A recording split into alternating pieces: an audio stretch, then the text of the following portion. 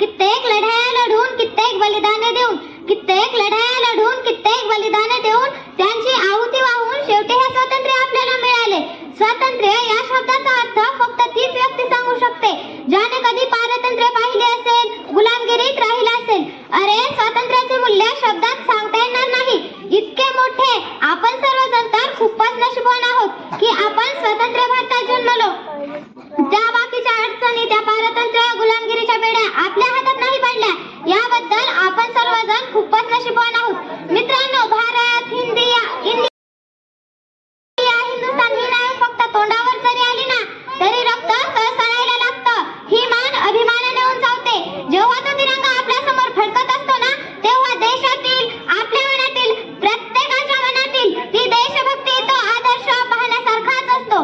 किसी ने खूप कहा है कि हम अपनी जान की दुश्मन को भी हम अपनी जान कहते हैं. मोहब्बत की इसी मिट्टी को हिंदुस्तान कहते हैं, हिंदुस्तान कहते हैं. जो दुनिया में दिखाई दे उसे खामोशी कहते हैं, जो आंखों में दिखाई दे उसे तूफान कहते हैं. और ऐसा एक ही देश है जिसमें मेहमानों को भी भगवान कहते हैं. उस देश को हिंदुस्तान कहते हैं, हिंदुस्तान कहते हैं. आपल्या भारताला ना सोन्याची टिटया म्हणलं जातं. का बरं? कारण आपल्या भारतासारखं समृद्ध, शेतीप्रधान, कृषीप्रधान देश चिटापटात त्या काळी तरी नव्हता हो. म्हणूनच इंग्रजांना भारतातून पावलं बाहेर टाकायला खूप त्रास झाला असेल. 26 जानेवारी 1950 ला आपला भारत देश प्रजासत्ताक झाला. किती छान ना. पण तुम्हाला माहिती आहे, जरी आपला भारत देश प्रजासत्ताक झाला तरी तो कोणापासून झाला? या भारत भूमीवर राज्य करणाऱ्या इंग्रजांपासून. पण जातीभेदापासून नाही, धर्मभेदापासून नाही. ते कार्य तर अजूनही चालूच आहे. डॉक्टर बाबासाहेब आंबेडकर, महात्मा फुले, जवाहरलाल नेहरू यांसारख्या अनेक नेत्यांनी खूप प्रयत्न केले. समाजसेवकांनी खूप प्रयत्न केले या स्वतंत्र भारतासाठी. पण खंत वाटते की अजूनही ते कार्य पुण्यत्वास केलेले नाही. आजही ती हवी तशी प्रगती, तो हवा तसा स्वप्नातला भारत, ते स्वराज्य दिसत नाही. पूर्वी ना इनाम या शब्दापेक्षा इमान हा शब्द खूप महत्वाचा होता. पण आता भ्रष्टाचारासाठी इमानदारी विसरून गेलोय आपण. पण एक गोष्ट तर आहे ना की आपला भारत देश स्वतंत्र झालाय. आपल्या हातात सत्ता आहे, भारतीयांच्या हातात आहे. मग असं का होतं?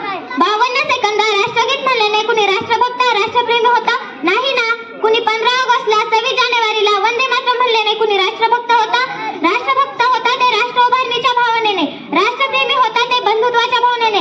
राष्ट्रभक्त बनता येतं ते कर्तव्यनिष्ठतेने, राष्ट्रभक्त बनता येतं ते इमानदारीने. जरा स्वतःला प्रश्न विचारा, आपणामध्ये ते गुण आहेत? आपण हे सगळं केलंय? आणि जर नसेल केलं तर आपण देशभक्त आहोत? सांगा ना. प्रत्येकाला हा प्रश्न पडायलाच हवा. ते देशभक्त आहेत जे समाजासाठी लढतात, स्वतःच्या प्राणाची पर्वा न करता देशाचे रक्षण करतात. सांगा ना, आपण देशभक्त आहोत? तर मित्रांनो, यात आपला उल्लेख का बरं होत नाही? आपण कुठे कमी पडतोय? एकदा आपल्या व्यक्तित्वावर नजर टाकायला काय हरकतंय? ज्या दिवशी या भारताचा एक युवक म्हणून सुसज्ज होईल, सुज्ञ होईल, त्या दिवशी आपला भारत देश खऱ्या अर्थाने प्रजासत्ताक होईल. शेवटी जाता जाता एवढंच सांगेन, अपनी आजादी का जोश कभी कम ना होने देना. अपनी आजादी का जोश कभी